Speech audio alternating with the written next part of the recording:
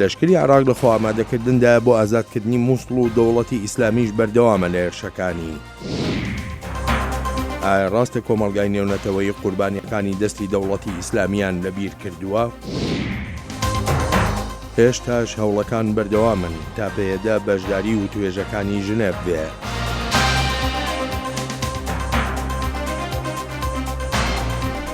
خۆش هاتنەوە بۆ کورد کۆنێکشنێکی نوێ لە واشنگتنەوە. کورد کۆنێکشن بەرنامەیەکی ji بەشی کوردی دەنگی ئەمریکا لە واشنگتن تێ ئامادەکردن و لەسەر کەناڵا NRT بە ئاوایەکی زیندی تێ بەلافکردن. شەڕێ لە دژی داعشی و هەوڵدانی ڕزگارکردنا باژارێ مووسڵێ ji destê wan ji aliyê hêza hevpeymaniya navdewletî û alîgirên wê li Iraqê mijara raporta Hîro Zengine ye gotê de bêtir roniyê dide ser rewşa van hewldanên leşkerî. نوێنەری تایبەتی ئەمریکا بۆ هاوپەیمانان دەڵێت هێزە خۆجیەکان لەم ئۆپراسیۆنەدا ڕۆڵی سەرەکی دەبینن. لە ماوەی ساڵانی ڕابردوودا وانەیەک فێربووین. ئێمە نامانەوێت هێزی ئەمریکا بچنە ناو شارەکانەوە و پاچی بکەنەوە چونکە ئەمە ڕێگایەک نییە بۆ سەرخامگیریی بەردەوام. بە بڕوای ئێمە شێوازێکی بەردەوام ئەوەیە کە خەڵک خۆیان ناوچەکانیان بگرنە دەست و ماوەیەکی پێچ و تا هێزە خۆجیەکان ئامادە بکرێن بۆ ئەنجامدانی ئەمە. بەڵام پێم وایە بە ئێستا دەبینین کە دەستمان بە هەندێک کار کردو و ئەمەش بەردەوام دەبێت. ماکگۆر گوتیشی لە ئێستادا داعش کەوتونەتە دڵەڕاوچیەوە. لە ئێستادا ئەوەی کە پێی دەڵێن خلافەت بچووک دەبێتەوە ئەوان بە تەواوەتی لە بەرگریدان لە پاش هێرشەکەی ڕەمادیە و هیچ ناوچەیەکی تریان کۆنتترۆل نەکردووە. جا ناوچەکانیان بچووک دەبێتەوە ئەوان ئێستا ئەم هێرشە خۆکوژانە دژ بە خەڵکی سڤیل ئەنجام دەدەن. ماگۆرگ دەژڵێت هێزی هاوپەیمانان ڕۆژانە هێرشی ورد دەکەنە سەر شاری مووسڵ و کۆمەڵێک زانیاری وردمان لە خەڵکی لە ناو شارەکەەوە پێدەگات. هاوکات فەرماندەی هێزە ئاسمانەکانی عێراق لە لێدوانێکدا بۆ دەنگی ئەمریکا ڕایگەیاند ئەو نووسراوانەی کە لە ڕێگەی فڕۆکەوە بەسەر ئاسمانی مووسڵدا فڕێدراونەتە خوارەوە بەشێکە لە پلانی کۆنتترۆلکردنەوەی مووسڵ و دەرهێنانی لە بندەستی داعش.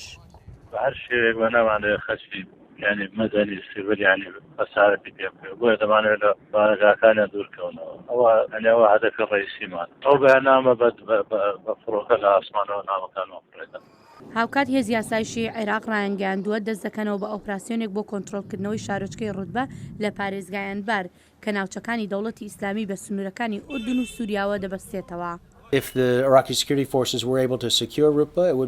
ئەگەر هێزەکانی ئاسایشی عێراقی بتوانن ڕوتبە ئازاد بکەن ئەمە هەنگاوەکی بەرچاوی پێشکەوتن دەبێت لە شەڕ دیش بە داعشدا. هەروە هەنگاوەکی گرنگیش دەبێت بۆ ڕێگاگرتن لە هاتوچۆی داعش لە سنووری ئوردنەوە. سەرباری ئەم هەوڵانە فەرماندەی پێشووی لەشکری ئەمریکا ژەنڕال مارک هارتلینگ لە دیمانەیەکدا لەگەڵ کەناڵی CNN ڕایگەیاند لەو بڕوایەدانیە ئۆپراسیۆنی کۆنتترۆلکردنەوەی شاری مووسڵ لەم ساڵدا ئەنجام بدرێت. هێرو زەنگەنە دەنگی ئەمریکا. ژمارەی قوربانیانی دەستی ڕێکخراوە تێرۆریستیەکەی دەوڵەتی ئیسلامی بە سەدان هەزار کەسن لە نەتەوە و لە ئاینە جیاوازەکانیش و لەم ژمارەیەش هەزاران کشوژنی ئێزیدی کرابوونە سەبایە و پاش ڕزگارکردنیان ئێستا لە ئوردوگاکانی پەنابەراندا دەژین. یەکێک لە پرسیارەکانەوەیە ئایا کۆمەڵگەی نێونەتەوەی قوربانیەکانی دەستی دەوڵەتی ئیسلامیان لەبیر کردووە؟ داخلی شەمۆ لە راپۆرتەکەیدا وەڵامی ئەو پرسیارە دەداتەوە. یعنی یەکەکەش دەستی داعش بێ و هەوچەند ڕەزیلی دیتی و هەوچەند ڕەبەنی نەجەریمەل چادرکاکەی دەبی. ئەفخانما ئێزدیا شەنگالێ پشتی ژێ سەبی و بازاڕین کۆلەتیا سەکسی یەن دەولەتە ئیسلامی ڕزگار بووی لەژێر خیڤەتەکە کەمپێ ئێسیا یە پەنابەران لە هەرێما کوردستانی دژیتن. خودێنەیەک تێبامەونەیەک سەرێ خۆڵماتیشینێ و نەهاری کاریامەتکردم یەکی نابینن. سەدان ژن و زارۆکن دیوان خیڤەتاندا و ژیانێک پەریشان دەرباز دکن کاری بوون خۆ ji destê Daesh rizgar bikin. Ew digel sedan hezarên xelkê Şengalê rastî çendîn derd û nexweşiyan dibin.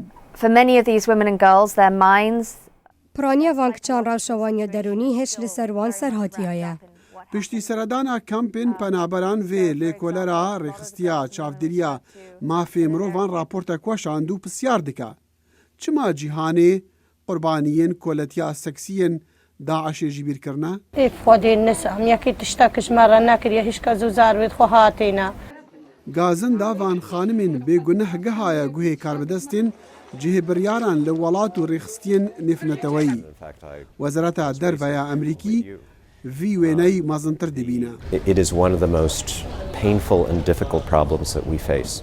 ایک ل نخوشترین و سختترین مسئله که هم لشر داعش دا توش بوینه اوش اوه که هشتا به هزاران جن و کوله لباکور عراق و سوریا دناف دست داعشان داماینه و هم جی نزانیم پرانیا وان جنا لکی بینه یاش دست ما به دکین و همی زانیار دبکارینین با دیدنوا وان جنان ده همان دم دا وان هرمان جی ده آزاد بکین ام بزاوه دکین وان جنانه به سلامتی و گرنه و پشتی رزگاربونه جه خرابترین شیوه کولتیه افخانم نوگهن هاتینا دابرین جواکین خوین ساده و لسردست داعش دردکی گلک مزنتر جشیانا خودیتنا نها راستی هنک رنگ نخوشیان دبن وان قط نبیستنا خانم سکای ولر تاکز دکا کو گلک جوانا راستی خموکی و لرزوکی دبن.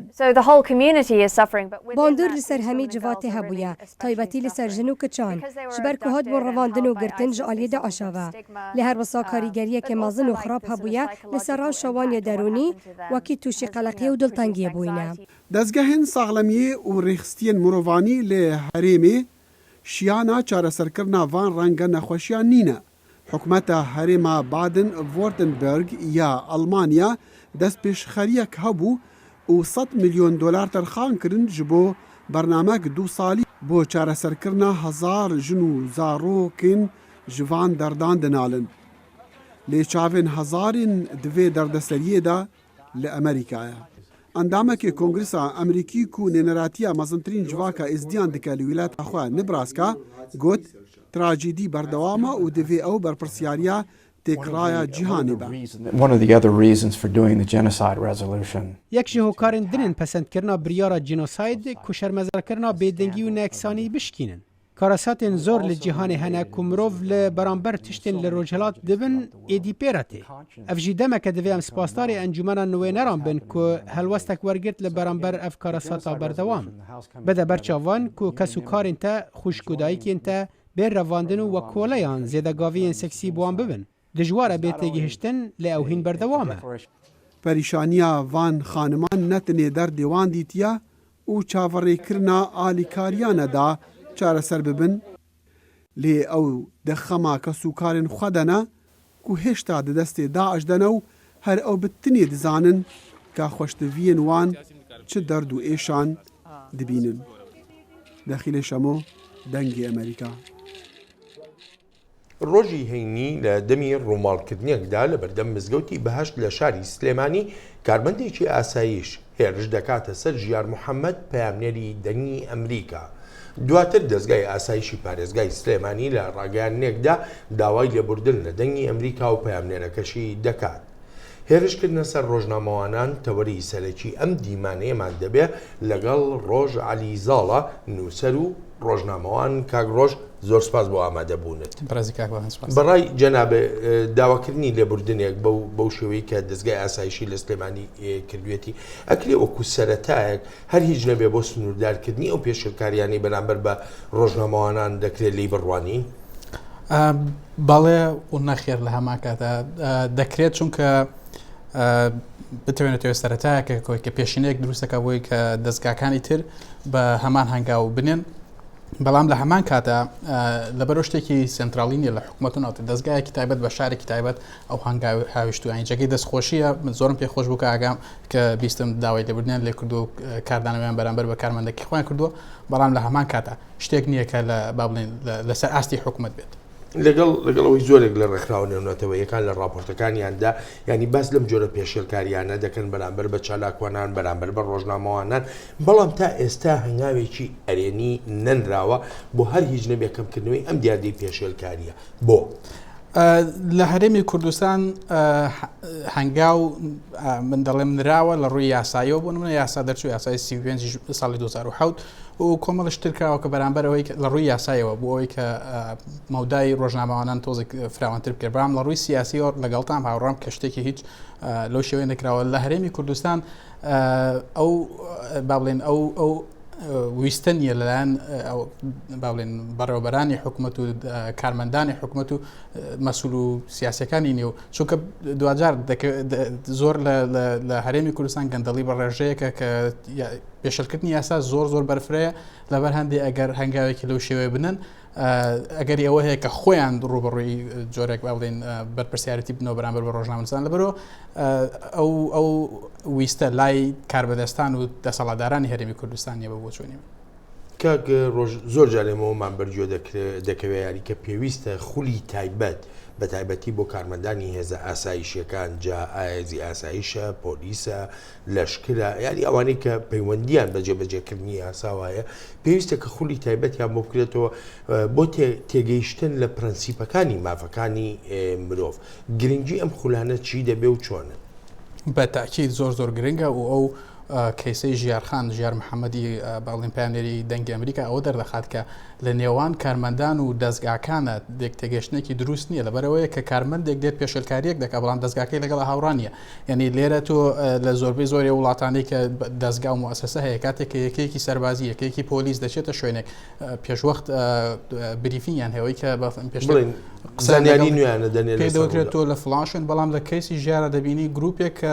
پیان و تۆ بڕۆ لە شوێنی خۆتکار بکە گروپێکی کەسێکی ترهاتوو هێرشی کردوسەر لەبەرەوە زۆر گرنگە لەوەی کە کارمەندان لە هەموو ڕوویەکەوە لە مافی مرۆڤ و لە مافی ڕۆژنامەوان تێبگەن چونکە مافی ڕۆژنامەوان تەنها مافی ڕۆژنامەوان نییە بەتەنها مافی منیشە وەکو هاوڵاتیە کە دەسم بگا بۆ زانیارەی کە ڕۆژنامەوان دەیگەێنێ بە من کاک ڕۆژەیەکی لە پرسیارەکانی ترکە حەز دەکەم لەگەڵ تا باسی بکەم ئەوەیە ئەم پێشێلکاریانی کە لە هەرێمی کوردستانی عێراق دەکرێت پێشێلکاری بە بەرنامە نیان نا بەشی دووەمی پرسیارەکەشم ئەوەیە جیاوازیەکی زۆر لە بودجەی میدیاکانی هەرێمی کوردستانی عێراقدا دەبینین بەڕای جەنابێ ئەم جیاوازی بودجێ هەندێک دەستگا هەیە بودجەی نیە هەندێکەیە بە لێشاو پارەی لەبەردەمایە جۆرێک لە پێشێلکاریدا ئەنرێیان نا جا بە تاکید ئەو پێشێلکاریانە کە لە ڕووی وەکوتم پێشێلکاری بەرامبەر بە ئازادی میدیا لە چەند ڕوویەکەوە سیاسی یاسایی ئابووری لە ڕووی ئابووریەوە بەڵێ ئەوەی کە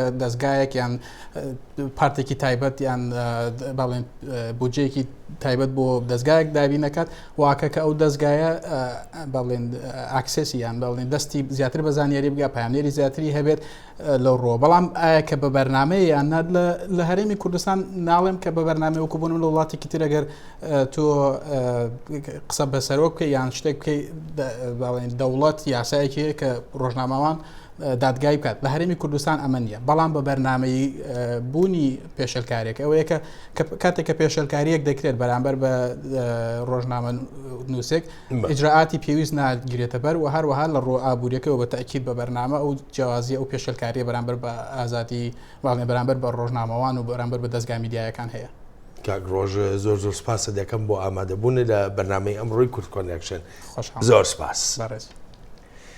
کۆمیتەیەکی پەرلەمانی تورکیا جارێکی تر پشێوی تێکەوتەوە لەسەر پێشنیازێکی مشتومڕ لەسەری پارتی دەسەڵاتداری وڵات بۆ لێسەندنەوەی پەناپارێزی لە یاسا دانەران تا دادگایی بکرێن. یاسا دانەران لە هۆڵی کۆمیتەی پەرلەمانی تورکیا لە ئەنکەرە بوتڵی ئاویان گرتە یەکتر و هاوکات ژمارەیەکی تری پەرلەمانتارەکان کەوتنە شەڕە بۆ کەس. ئەمەش و سەرۆکی کۆمیتەکەی ناچار کرد دانیشتەکە ڕابگرێ. کۆمیتەکە تاوتوی بەندێکی دەستوری دەکا کە ڕێگا خۆش بکە بۆ دادگاییکردنی چەند یاسادانەرێکی سەر بە هەدەپە واتە لایەنی کوردەکان بە تاوانی پەیوەندی بە تێرۆریزمەوە. ئەم پێشنیازە پاش ئەوە کرا کە سەرۆکی تورکیا ڕەجەب تەیب ئەردۆغان پارتەکەی تاوانبار کردووە کە بوون بەوەی دادەستی سەرهەڵداوە کوردەکان.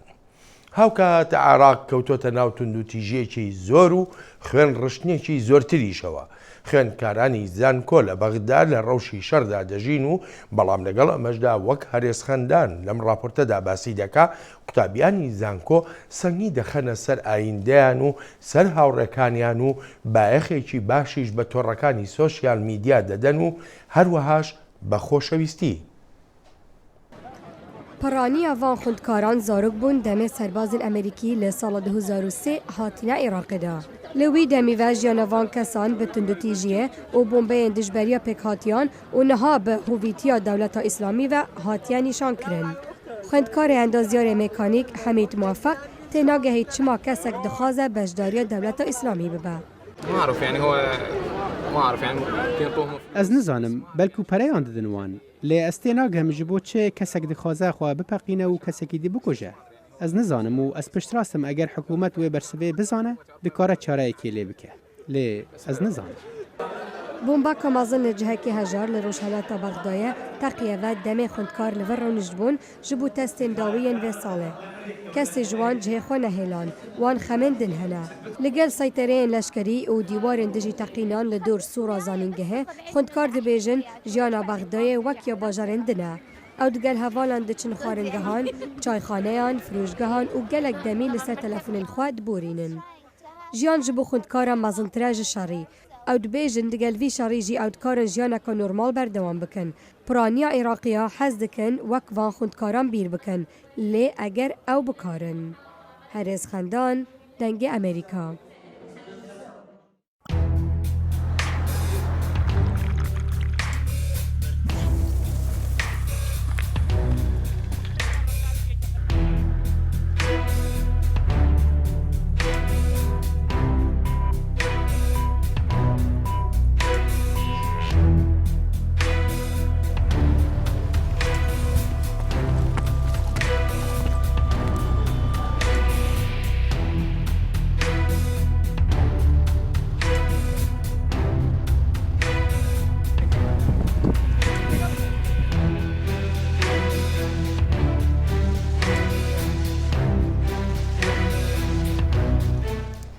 داعش توانین گران و کمکجی لدجی خریستیان کردین ازیدی و حمو کم اولو کم نتوین لعراق و سوریه کر به حمو کریارین دجی مروانتیه زانیارین زیده تر ده راپورتا آسو جبارده.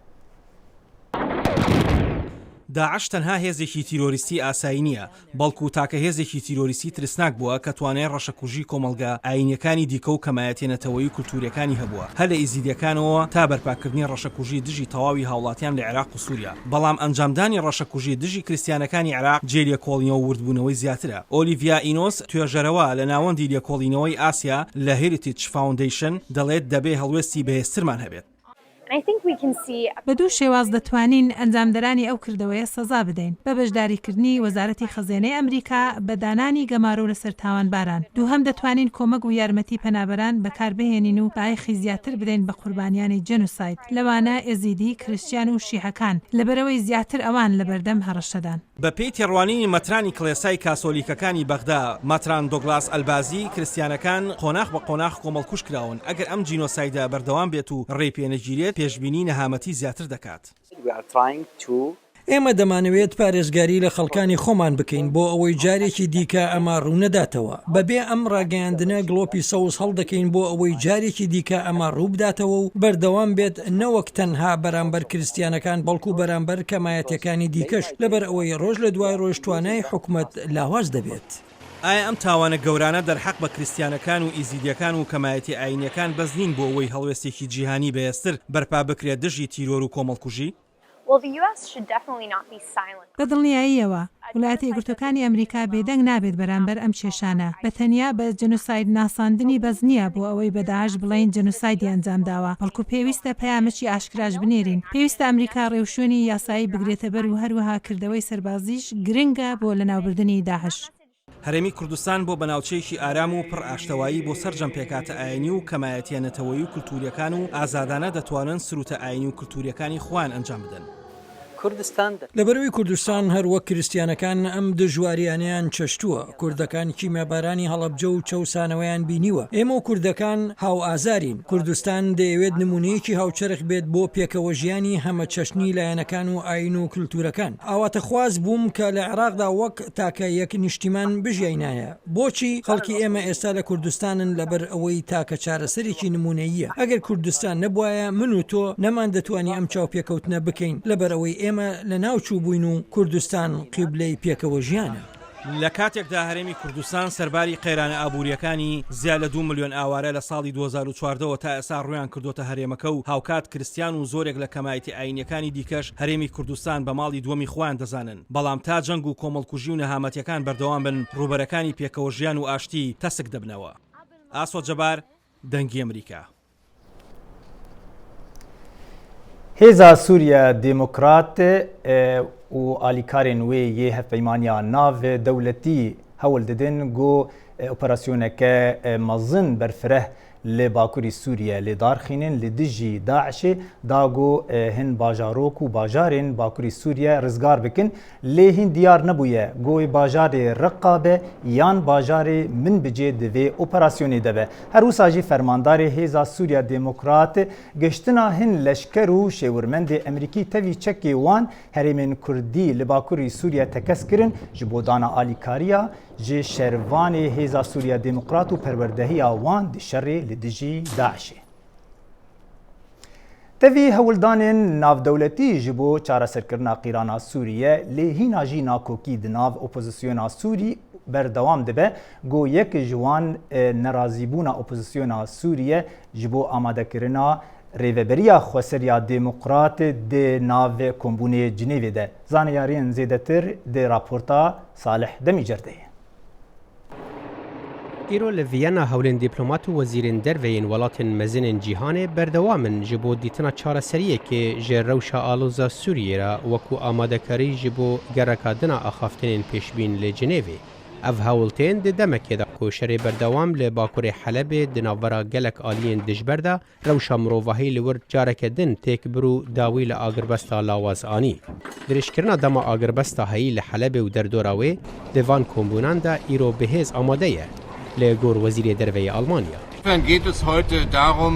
هەوڵدانên îro ew ên durustkirina nîrên pêgiriyeka baştir bi agirvestê nepine li bajêrê Helebê lê li herêma derdora Helebê jî divê emriyekê bibînin ji bo vegera ser prosa siyasî niha axiftinên Cinêv rawestayne bêguman em îro hewl didin opozisyon tevlîme bibe ji bo çêkirina nîrên pêwîstên agirvestê û alîkariyên mirovanî. Ev opozisyona ku ne hemî aliyên wê beşdar in wekû rêveberiya Xwesera Kurdî ku partiya wê sereke PYD ji kombûnan hatiye bidûrxistin û beşdarkirina wê yek ji xalên cihê nakokiyê di navbera aliyên beşdar de. Di demekê de ku Rûsya wan wekû hêzeke çalakdar li ser erdê dibîne û daxwaza beşdarbûna wan dike, hin aliyên opozisyonê PYD wekû opozisyona rejîma Beşar Esed nabînin û beşdarbûna wê red dikin. Berpirsê navenda lêkolînên Kurdî li Almanya Nawaf Xelîl di hevdîtinekê de biriya Skype lê geldengê Amerîka behsa aliyên ku naxwazin PYD amade be dike. Tirkiye helwesta xwe gelek diyar dike. Lêz bahor dikim ne Tirkiye tenê kêfxweş dibe, heman demê de rejîm jî kêfxweş dibe, heman demê de İran jî kêfxweş dibe. Hemû hêzin desthilatdarê Kurdistanê bêguman naxwazin şandekî Kurda birêkûpêk hebe gekarî bi rastî Partiya PYD ku bi saya baskên xwe yê leşkerî li ser erdê hêzeke berbiçava û gelek serkeftin di demên dawî de qezenc kirine ew dê bi beşdarbûna xwe guhertinekê durust bike ji ber ku wê xwendineke nû heye ji rewşa Sûrî re li gor Xelîl. Hebûna kesê xurt li ser masê di aliyê leşkerî de di aliyê coğrafîkî berfireh de gibrêvet be di aliyê ezmûneyekê de ji jiyana hevbeş nav Kurd û Ereb û Suryan û pêkhatiyê dike. بێگومان وێ گوتنەوە جدا بێ وێ بەرامبەری رێژیمێش جدا بێ یعنی وڵات دەڤەرێکی وقا بەرفرەتێ برێڤە برن و بەرامبەری عەربێ نجاتپەرست یان ئۆپۆزیسیۆنا نجاتپەرست وێ جدا بێ وێ کورد bi proje herin. Herçendî hin kesayetiyên Kurdên Sûrî dibin sîwana opozisyonê de beşdarin li Cinêvê lê rexneya li wan dibe ewa ku ew li gel opozisyonekê kar dikin ku pênasînê bi mafê Kurdan nake li Sûrî. Salih Demîcer, Dengê Amerîka. رووسیا وڵاتەیە گرتوەکانی ئەمریکا گونابار دەکا بە پێشەرکاریکردن لە پەیماننامەیەکی نێونەتەوەییدا وەک مۆسکۆ دەڵێ ئەمریکا بەشێک لە سیستمی موشکی بەرگری خۆی لە بنکەیەکی ئاسمانی ناتۆ داناوە. سمکۆ عەزیز لە راپۆرتەکەیدا ئاماژە بەوە دەکا چۆن مۆسکۆ ئەم هەنگاوە بە هەڕەشە بۆ سەر ناوچەکە دەزانێت. لە میانی وتاری ڕێوڕسمی کردنەوەی بنکەی ئاسمانی دەفێسیلۆ لە باشووری ڕۆمانیا سەرۆکی هاوپەیمانی ناتۆ پێداگری لەسەر ئەوە کرد ئامانج لە سیستمی موشکی بەرگری بە بەهای 800 میلیۆن دلار بۆ هەڕەشەکردن نییە. ئەم سیستەمە بۆ بەرگریکردنە بەڵام سیستەمی موشکی بەرگری بۆ لاوازکردنیان بەرپەرشدانەوەی استراتیژی ئەتۆمی رووسیا نییە. بەرپرسانی وڵاتە یەکگرتووەکانی ئەمریکا دەڵێن سیستمی بەرگری موشکی بە مەبەستی پاراستنی ئەوروپایە لە هەڕەشەکانی ئێران و کۆریای باکوور. مۆسکۆ زۆر بە توندی لە دژی ئەم سیستمە ڕاوەستاوە. دابەستنی سەکۆی هاوێشتنی لەم جۆرە سیستەمە بە یەکێک لە دژ بە مەرجەکانی پەیماننامەی موشکی ئەتۆمی مامناوەند لە قەڵەم دەدەین. لەبەر ئەوەی ئەمریکا پێشێلی پەیماننامەی موشکی مەودا مامناوەندی کردووە، ئەوەی دەبێت بە ئاشکرا ڕابگەیەندرێت بەبێ تاوتوێکردنی دیکەی دیپلۆماتی. زۆرێک لە هاوڵاتیانی ئاسایی رووسیا بنکەی ئاسمانی ڕۆمانیا بە هەڕەشەیەک بۆ سەر وڵاتەکەیان تێی دەڕوانن. بە گوتەی هێندێک لە هاوڵاتیانی رووسایی هەڕەشەی سەرەکیە بنکەی ڕۆمانیا وا تێدەڕوانرێت کە ئەو بنکەیە لە ڕاستیدا بە هیچ جۆرێک سەبارەت بە موشکی بەرگری نییە، بەڵکو ئەم موشکە بەرگریانە تەنها بە مەبەستی پەردەپۆشکردنی ئەوەیە کە بنکە موشکیە مەودای کورت و مامناوەندی لە خۆ دەگرێت و لە بنەڕەتدا بە مەبەستی کوشتنی پۆتینە. بەڵام هەندێک لە هاوڵاتیانی ڕۆمانی بڕوایان وایە ئەم بنکەیە بۆ پاراستنی ژیانیانە لە هەر داگیرکاریەکی رووسیا. هێزەکانی هاوپەیمانی ناتۆ بۆ پاراستنی ئاسایشمان هاتوونەتە ئێرە، چیتر رووسیەکان ناوێرن بێنە ئێرە، ئێمە ئێستاوا لە ئازادیدا دەژین. سیستمی موشکی بەرگری پشت بە ڕادار دەبەستێت بۆ بینینی ئەو موشکە بالستیانی ئاراستەی ئامانجەکانیان دەکرێن. هاوکات دەتوانێت بەر لە گەیشتن بە ئامانجەکانیان لە ئاسمان بیان تەقێنێتەوە. ئەو نیگەرانیانە لە ئارادان کە مۆسکۆ ئەو چەکانەدا ببەستێت ئەوانی دەتوانن بنکەی ئاسمانی ڕۆمانیا خاپور بکەن، تەنانەت بەر لەوەی یەک موشکی لێوە بەهاوێژدرێت. ئەمە بە تەواوی پێشێلی پەیماننامەی موشکی مەودا مامناوەندیە. شیکاران دەڵێن شکاندنی پەیماننامەی ساڵی 1970 ئەوەی موشکی کروز و بالستی قەدەغە دەکات دەشێت پێشبڕکەیەکی دیکەی چەکی ئەتۆمی لە ئەوروپادا بخۆڵقێنێت. سمکۆ عزیز، دەنگی ئەمریکا. خودیکردنا زارۆکێکی بسەری خوێ کارێکی نەئاسانە. ئیجابینە بەرچاوی خوێ گەر ئەو 5 زارۆکên یەک زیکی بن گەلو وێ چاوە بێ. چیرۆکا بالکێش li ba Dilşad Enwere. ئەمانە منداڵی ئەو ژنە تورکمانەی دانیشتووی شارۆچکەی قەرەتەپەی پارێزگای دیالەن کە دایکیان بە سکێک 6 منداڵی بوو، بەڵام دواتر یەکێک لە منداڵەکان بەهۆی خراپی باری تەندروستیەوە گیانی لەدەستدا و 5 منداڵەکەی تر ماون و باری تەندروستیان جێگیرە. عیماد ئیبراهیمی باوکی منداڵەکان کوڕ و کچێکی تری هەیە، بەڵام هاوسەرەکەی کە بە یەک سک 5 منداڵی بوو کردیە باوکی 7 منداڵ. أول ما سوينا سونار طلع 3 یەکەم جار کە سۆنەرمان کرد 3 منداڵ دەرکەوتن، وتی منداڵی تر هەن، بەڵام ئێستا ناتوانم بڵێم 5 منداڵن یان 6. بڕۆ و پاشمانگێکی تر وەرەوە. ئەو کاتە منداڵەکان لە سکیدایکیانە گەورەتر دەبن و دیار دەبن. مانگی دوایی ڕۆیشتینەوە بۆ لای دکتۆرەکە، هاوسەرەکەم لەگەڵ کچی مامم هاتنە دەرەوە، بانگی منیان کرد و پیان وتم عیماد سڵاوات لە دیاری پێغەمبەر بدا، هاوسەرەکەت 5 منداڵی لە سکدایە. بۆ من ئەوە شتێکی چاوەڕوان نەکراو بوو. عیمادی باوکی منداڵەکان فەرمانبەرە و باری دارایی زۆر باش نییە، بۆیە سەرەتا کاتێک منداڵەکانی لەدایک بوون لە نێو سندوقی تەماتەدا دایدەنان، بەڵام دواتر خەڵک کۆمەکی کرد، بۆیە بەخێوکردنی منداڵەکانی تا ڕادەیەک ئاسانتر بوو. 5 منداڵەکە کە دوانیان کوڕ و سیانەکەی تریان کچن، لەلایەن باوکو دایکیانەوە ناویان نووسراوە و خراوەتە سەر سنگیان، چونکە بە پێی وتەی خۆیان ناوەکانیان لێ تێک دەچوێ. وقلت لك أنا موظف إدارة المي. من فەرمانبەرم لە فەرمانگەی ئاو، دەڵێن موچەکە چەندە؟ دەڵێم 350,000 دینارە. وتیان ئایا چۆن بەشت دەکات؟ وتم چارەسەر ئەوەیە دەست بە خەرجەکانەوە بگرم و شکر بۆ خوا دوکانێکیشم هەیە، ئینشەڵڵا گوزەران بەڕێ دەکەین. موچەکەم و پارەی دوکان پێکەوە بەشیان دەکات. پێشتر منداڵەکان 5 ڕۆژ جارێک قوتویەک شیریان دەخوارد، بەڵام ئێستا ماشەڵڵا ڕۆژانە منداڵەکان قوتویەک شیر دەخۆن و ڕۆژ لە دوای ڕۆژیش زیاتر دەخۆن. هەروەها هەتا گەورەتریش دەبن حەفازەی زیاتریان پێویستە. شکر بۆ خوا هەرێم هاوکاریمان دەکات و درێغیان بەرامبەرمان نەکردووە، هەر بۆیە من زۆر سوپاسی هەرێم دەکەم. ئەو 6 منداڵی کە بە یەک سک لەدایک بوون لەسەر ئاستی هەرێم دەنگدانەوەیەکی گەورەی دروست کردووە، بۆیە ژمارەیەکی زۆر خێرخواز بە پارە و کڕینی جلوبەرگی منداڵان هاوکاریان کردوون. دڵشاد ئەنوەر، دەنگی ئەمریکا، پارێزگای کەرکووک. لقمان بەڕاستی قورسە بەیانی لە کاتێک کە قەیرانی داراییە کێشەی ئابوووریەیە 5 مناڵ و دوانی تریشیە بێ حەوم منداڵ. خۆشەویستان تا بەرنامەی داهاتووی کورد کۆنێکشن هەر شاد بن. بمێنن خێر خۆشیە.